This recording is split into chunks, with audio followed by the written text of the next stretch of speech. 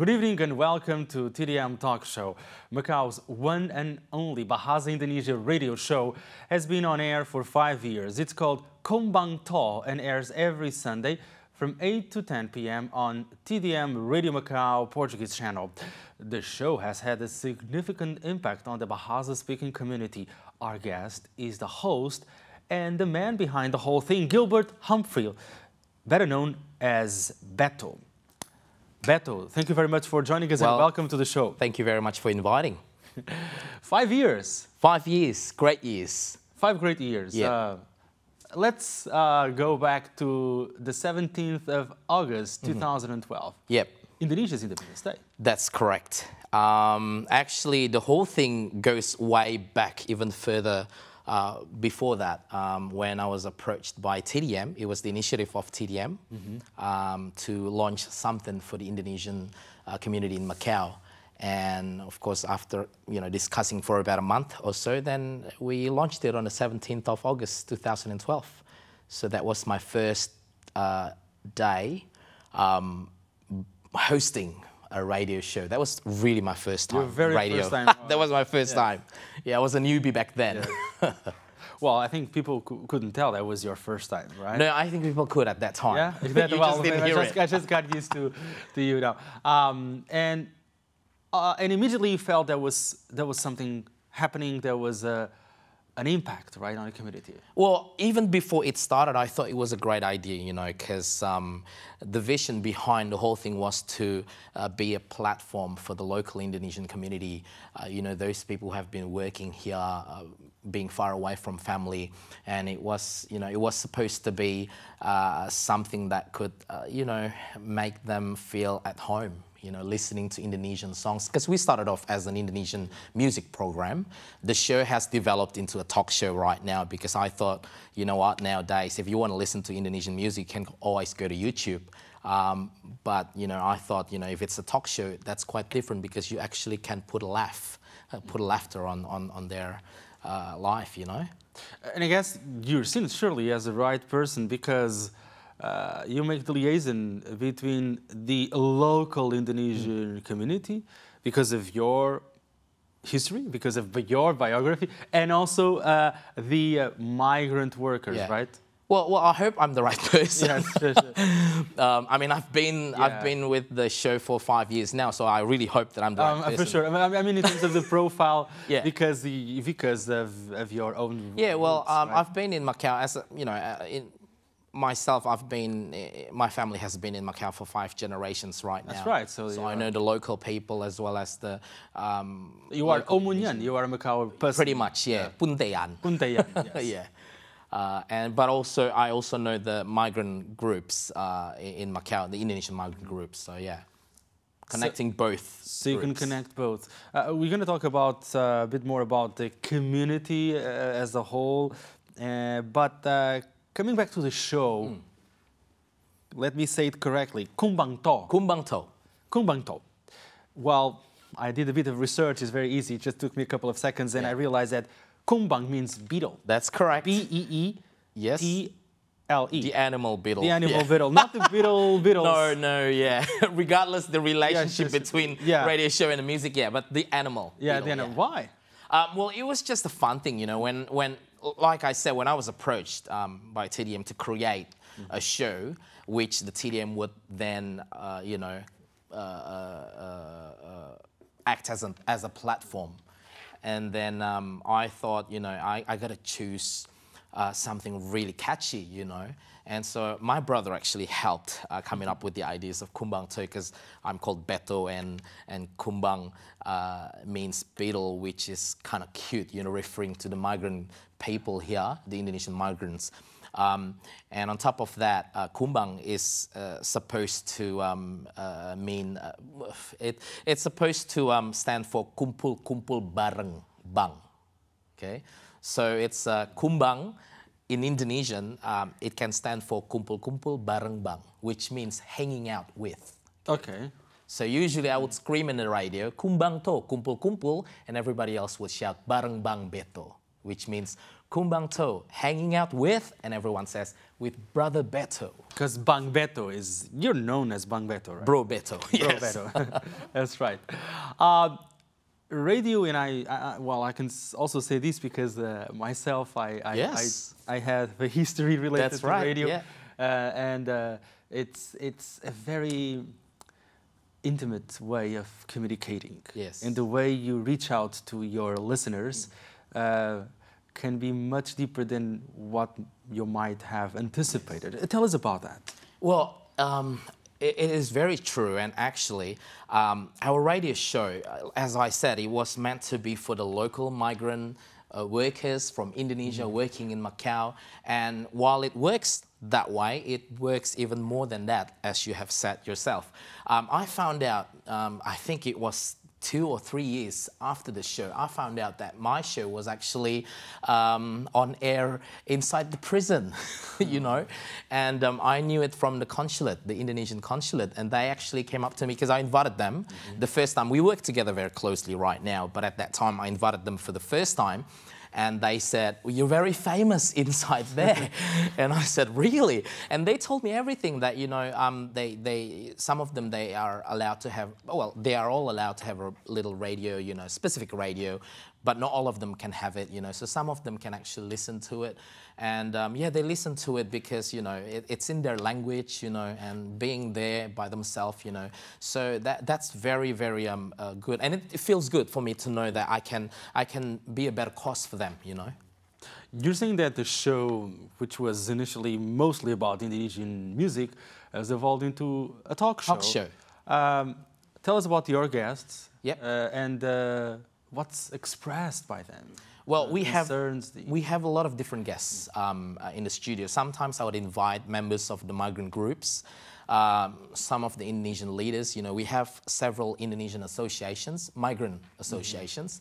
So sometimes I would invite their leaders, you know, to talk about their issues and stuff. But also we invite the consular staff. The consul generals has been in the studio with us many times already right now. Sometimes we'd have guests coming from Indonesia, you know. So really, when we talk about the guests, you know, it's a variety of types of people, and so there's a lot of things that we talk about, you know.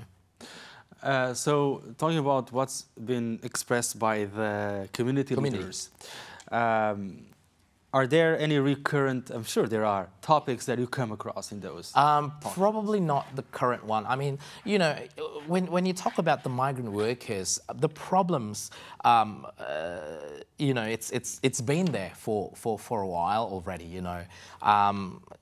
Maybe it's just a bit of change here and there, you know, but nevertheless, it's, you know, obviously you talk to people who are working away from the family, being in a foreign country, there's bound to be some problems in their life here, you know.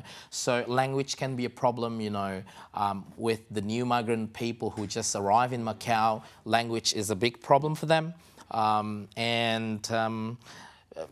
You know, surroundings, you know, they don't know many people yet. And some of them even got tricked coming here, something that you would probably want to ask the consulate, you know. Yes. They have lots of information about this, and they're working. That's the reason also we're working very closely, because we do receive, you know, information regarding this, you know. Job scams and... Well, unfortunately, I'm a radio show. Yes, of course. I always told them, I'm sorry, I'm not an Indonesian consulate, you know. But of course, I do, every time I receive this information, I pass it on to the consulate. And yeah, it's still happening, you know. People get here being offered like great jobs and they paid already, and when they get here, there's nothing, you know. Or they may end up stuck in the large amount of debt, and they fall prey to those... Exactly. I mean, of course, it doesn't happen only to the Indonesians. It happens to the Filipinos and probably Vietnamese as well. But, I mean, as I just mentioned, and being one of the Indonesian leaders in Macau, yeah, these are some of the things that we face in town. And then there's something else which is also related to working conditions, and I would say if there are ruthless employers. Oh, yeah. Because... I mean, just a couple of days we had Another development in the case of Ariana, Yes. the Hong Kong domestic That's right. helper who earned another court case in this time was about a sum of money for damages. Yes. And so I guess this was an issue that was No, it's like I said, on the agenda, it's always been talk an of the issue. town, Yeah. right? It's always been an issue. When you talk about the migrant workers, there's always an issue involving the employers, I mean, not all employers are like course. that, but like you just mentioned, there's always It was an extreme some case, of ruthless course, employers as well, yeah. the Ariana's case. But And I know that in Macau, the rules and regulations, regarding the migrant groups, they're not the same like they are in Hong Kong. Nevertheless, I know that the government is trying their best to actually protect. I actually handled one case a long time ago with one of the Indonesian migrant workers that I knew. The employer was really ruthless, and even when she, let's put it this way, it was a little bit of abuse. Not much, it was still an abuse. But on top of that, they weren't willing to pay the rest of her salary and everything, And the problem, I think the major problem that we have involving the Indonesian migrant groups is actually them being scared to report it to the authority. And so I just happened to be in the right place at that time. So being a local person, I couldn't take it. So I said, you know what, you're coming with me to the Labour Department. And so I actually brought her to the Labour Department, and the Labour Department was helping a lot, and the Labour Department is actually, no, actually your boss is wrong. Your friend is, which was me, your friend is correct, You're supposed to receive this and that. But she didn't dare to go to the Labour Department in the first place. I don't know, probably because of language problem. I'm not sure about that. And that's really what the consulate is trying to point out as well right now. They keep on telling the Indonesian migrant workers here to not be afraid to express their situation, not only to the consulate, but also tell to the local authorities if something bad happens to them, You're a local resident. Also, not only in the sense that you were born in Macau, 5 generations in your family, but also you are, of course, Macau ID holder. Yes, I am. For sure, permanent resident. And then, of course, you deal with all these hundreds, thousands of migrant workers who are blue card holders. Yes. Tell us about your personal view on the whole matter. Well, it's very complicated because you know what? Sometimes I just need to put myself in 2 different shoes, Sure. because I have to put myself when it comes to things regarding the local policy regarding the local people. I have to put myself in the shoes of a local person. And when it is a policy for the migrant groups, then I can put myself not as a migrant group, but I can put myself as a representative, you know what I mean? Just trying to do my best to try to think about, the best for them, Nevertheless, I don't work in this area, so I can't actually... Of course. I'm not a lawyer, so I can't actually be going to the government and say, you know what, you got to treat my people right and everything, But I can try to give advice to them, telling them that probably these are some of the things that you may want to do, For example, there was a case I think about 7 years ago, the Indonesians at that time were keen to host protests everywhere, and because, I mean, for better protection, better treatment and everything. While, I got them, I actually did tell some of the leaders, I can understand you, and I'm with you, I'm all with you in this. Nevertheless, though, you are in someone else's country, you know what I mean? So there are some rules and regulations, so you can express, what you have in your heart, but there's a way. You can't just barge into someone's place and do a protest, we demand this, that's not good. So I taught them to be diplomatic in this way. So that's all I can do basically with them, trying to, give them a bit of advice on how to approach. But shouldn't there be like a way for them to channel their views and have some sort of, I would say, representativeness in the whole system?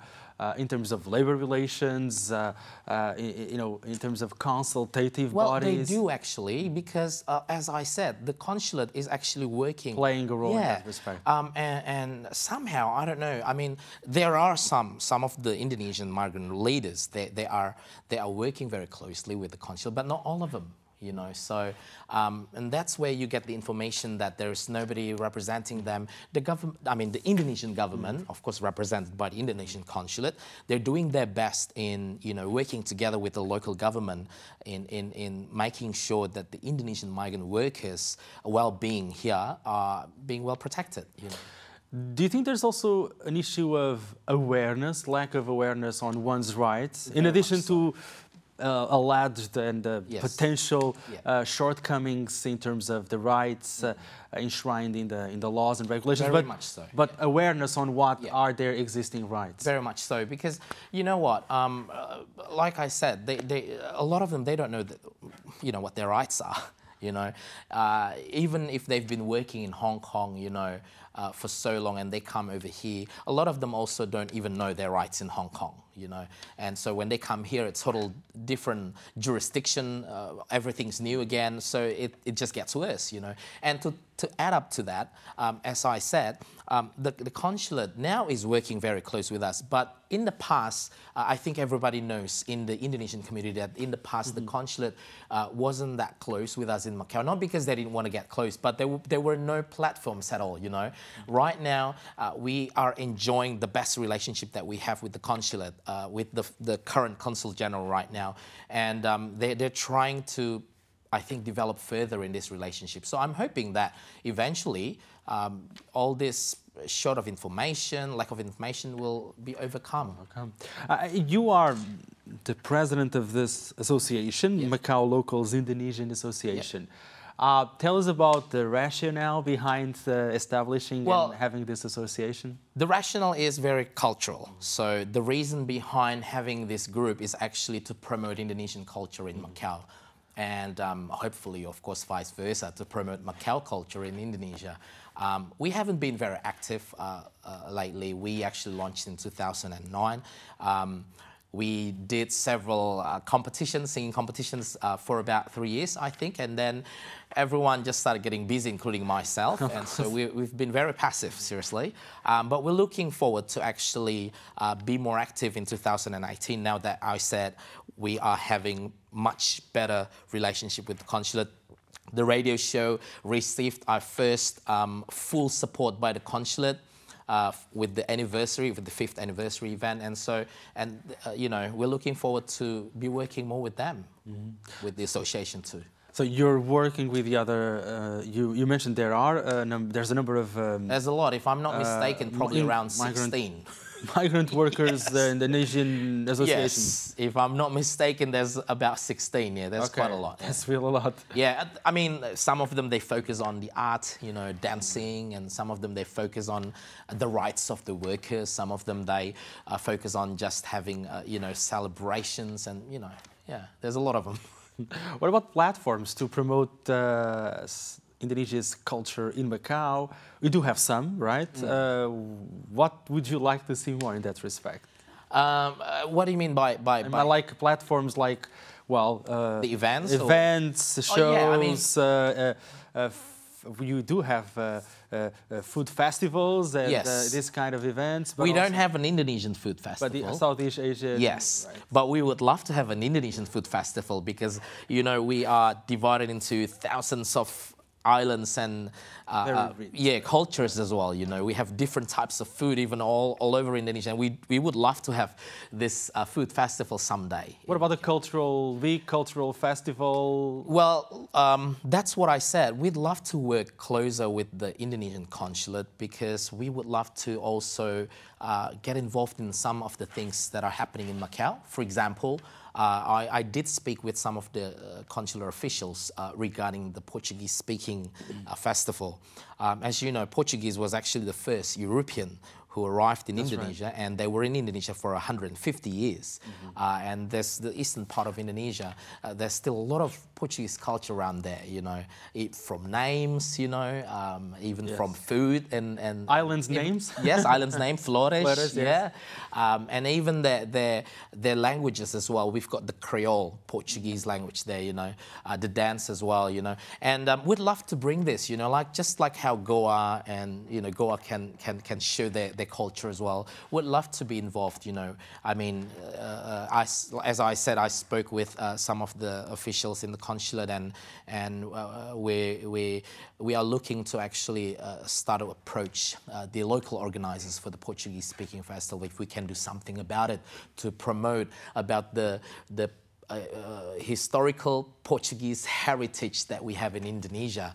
And we've got Fringe Festival as well. We actually joined the Fringe Festival 2 years ago, and we're looking to join again. At that time, I didn't contact the consulate, but right now I would love to contact the consulate so that we can actually be promoting this culture that we have officially, you know. And coming back to the show, it's not only in Bahasa, Indonesia, because you do have a English segment. 45-minute English segment. That's correct. Was it like that since the very beginning, or no? It started off right? just Indonesian for like I think for about 6 months. Then I realized, you know, when you talk about the Indonesian community, we've got, you know, several different groups. Okay, you can probably put in 4 major groups. First being people like my family who have been here for like 5 generations, you know, when there was no Indonesian at all at that time. And then you have the quite rather big community of the Chinese Indonesian called Yanewakyu. Okay, they returned during the 60s. Overseas Chinese. Yeah, right. they returned to Hong Kong, Macau, and China, all over China. And then you have the third wave, that would be the migrant people. And then the fourth wave would be the professional Indonesians working in the casino resorts.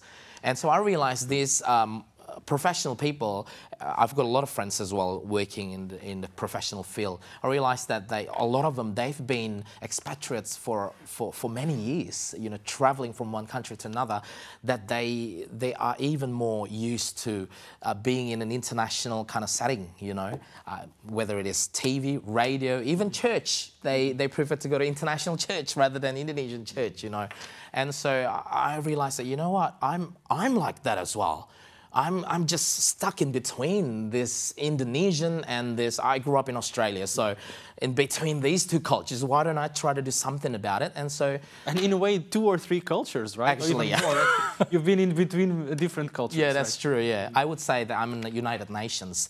But yeah, so then I came up with that, and you know, TDM has been very, very supportive as well. And basically, you guys just said, you know, do whatever you want to do for as long as it fits the community. And so, yeah, and it's been working out very well. And actually, then the migrant groups, they appreciate it as well because they get to learn English. Yeah. Right. So this 45-minute segment is, how different is it from the remaining and the lion's share of the show, which is in Bahasa? I actually can express myself more in this English segment, you know. You know, I was away from Indonesia for so long, so I didn't know how to, you know, do the slangs and everything, you know. And if you listen to the radio show, it's totally the nowadays kind of show, you know.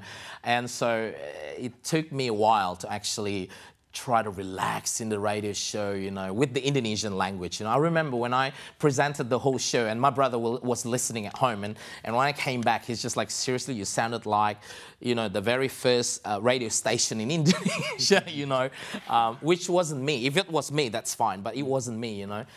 Now I'm better, but I feel that I can express myself more in English, you know. So now it's more yourself. Yeah, it's more myself with English. Than a persona, which is... You know what, even my co-host, I have a co-host, and he complains a lot. He said, actually, you know what, even in the Indonesian segment, you use a lot of anyway. Anyway. Yeah. So I would say something blah, blah, blah, blah, blah in Indonesian, then anyway. This brings me to another, I think, interesting question, which is, since you started this show, I guess you've been paying more attention and listening to more shows, radio shows in Indonesia, to kind of learn a bit more of the jargon in Bahasa. Is that the case? I have to admit, okay, this is my sin, which probably I will, now that you mention, I will start doing that. I haven't done that. Okay. I just keep on listening to the Australian radio show. Yeah, okay. You know? So that's probably why. But that's good that you mentioned that. Probably I should try to do that. You can relate more with the... I mean, the style works very well, but in terms of all the words and the slangs and everything, yeah, you're right, actually. I should probably try to learn more slangs, you know, to make it more current, you know, with the Indonesian show, yeah. Because it's Bahasa, well, Indonesia is not the only country in the world where Bahasa is the main language, right? Yes. We have, of course, Malaysia and communities we pretty do much... have Malaysian listeners too. Yes, and Singaporeans who are Bahasa native speakers and more than that, right? Yes. You do have Malaysians who are... I do. It was really funny, actually. I was helping my brother selling his car, and at that time he couldn't show the car to the potential buyer, and he happened to be a Malaysian working in Macau. And so we were chatting, you're Indonesian, you've been here, how long have you been here? And then it got to the point where she started saying, yeah, well, you know, but it's been great right now because, you know, I don't miss Malaysia that much because I get to listen to this radio show, which is in Bahasa. It's not really in Malay, but it's similar. Similar, yeah. And I said, is this the one in 98 FM? And she said, yeah, that's the one, you know, every Sunday from 8 p.m. And I said, okay, well, I'm the host. Must have been she was shocked. Really? Yeah. In fact, a lot of my friends, I've got some, you know, local friends as well, and they listen to it, and they didn't know it was me. You know, that's the beauty of radio, right? Yeah. I mean, of course, I mean, TV is great, but radio has that. That's the beauty. That's true. Yeah, that's right. Okay, what's next? I mean, for the radio. For the radio show, for enhancing cultural ties between Macau and Indonesia. Let's start by the show and your future project. Okay, so with the show, as I said, you know, the anniversary event, it went well. It was successful. It was a talk show. It was very small, actually, 70 people only. Oh, yes, that's right. Yes, it was only 70 people coming, but it was a blast. You know, one of the consuls came also, and the consul actually was the social and culture consul. She came along and she liked it. And she stayed with us the whole day until the evening, actually. And I told everybody that we're looking to do a much bigger one for the next event. I'm not sure. I can't remember when, but it should be around the middle of 2018. It will be the Lebaran, which is the Muslims' biggest holiday. You know, and you know, because Indonesia, we have a lot of Muslims. Of course, and it's the majority of the Muslim country in the world. Yes, that's the most populous Muslim country, and in Macau as well, it's the same thing. Most populous, I should say. Yes. And so yeah, that's why I told them that I'm really sorry because we had to issue ticket. It was for free, but we had to issue ticket because of the place, the venue wouldn't be enough for everybody. But I told them, you know, this is just a tryout, and that's why it was a Christmas brunch / 5th anniversary. And I told them, I said the next one it will be much bigger because obviously there will be more people celebrating Lebaran, you know. And so that's what we're going to do. But we're also going to do other things as well. We haven't, you know, actually decided what we want to do, but now that you mention about food festival, perhaps that can be one of the things that we can do. Sure. You know, I love eating. And regarding the cultural platform, as I said, we'd love to work not only with the consulate, as I mentioned, to be involved in the local events. Eventually in the future, we'd love to be working more with the local government as well to bring the local culture to Indonesia, whether it is the Chinese culture or the Portuguese culture or the Bacanese culture, all of them, just bring it to Indonesia. Because, you know, at the moment, when you say Macau to Indonesians, all they think about is casino, and Macau is so much more than that. Yeah. And when you're talking about, you know, becoming or playing a role in the sort of this concept of cultural platform, when we look at Indonesian culture, I guess we have to look at Indonesian cultures, right? Yes, because, that's correct. Thousands of islands. Not just one, yeah. A huge diversity. Yeah. Even in terms of religion, yes, it is predominantly a Muslim country, but you do have it's way more than that. What about a dialogue between the different cultures of Indonesia and also the different religions of Indonesia? I guess that's part of your mission as well, right? Yeah, well, in Macau, you know, among the Indonesians in Macau, we are having, you know, so much fun together, you know. I mean, I think you have seen our nation's 5 tenets, you know, Pancasila, you know, and that really reflects the differences that we have in unity. And we even have Bhinneka Tunggal Ika, which is, you know, a slogan for our nation, which means unity in diversity. So we are very, very diverse. When you talk about the most populous Muslim nation, it's because, you know, the majority of the people in Indonesia, they are in Java Island. Okay, and the majority of people in Java Island, they're Muslim. But you have also the eastern part of Indonesia, which includes Sulawesi, Moluccas, Papua, you know, before it was East Timor, right. And then now we call it West Timor as well. We have West Timor, yeah. All of those parts, you know, it's 90% Christian, you know, always have been Christian. And you have Bali, which is very, very Hindu. So you are very correct. When you go to Indonesia, it depends where you go. When you go to Java, it's very, very Islam, you know, which is beautiful. They have beautiful culture as well. Then you go to Bali, it's very Hindu and it's very beautiful in itself as well. And then you go to the eastern part of Indonesia, you'll be amazed because if you go to my wife's hometown, every 10 meters, you know, there's church. And people don't even know this, you know, when they go to the area, they're like, how come there's a lot of churches here? Because that's the eastern part of Indonesia. And if you go during this time right now, December, it's pretty much like in the United States. That is pretty much a mouth-watering suggestion that we are before. Beto, thank you very much for joining us. Pleasure to have you on the show. Thank you so much. I'm sure you'll be back. Yep. For another anniversary, another milestone of your show, Kumbang To. Kumpul-kumpul bareng Bang Beto. Thank you very much. Thank you very much. Thank you. Fascinating stuff.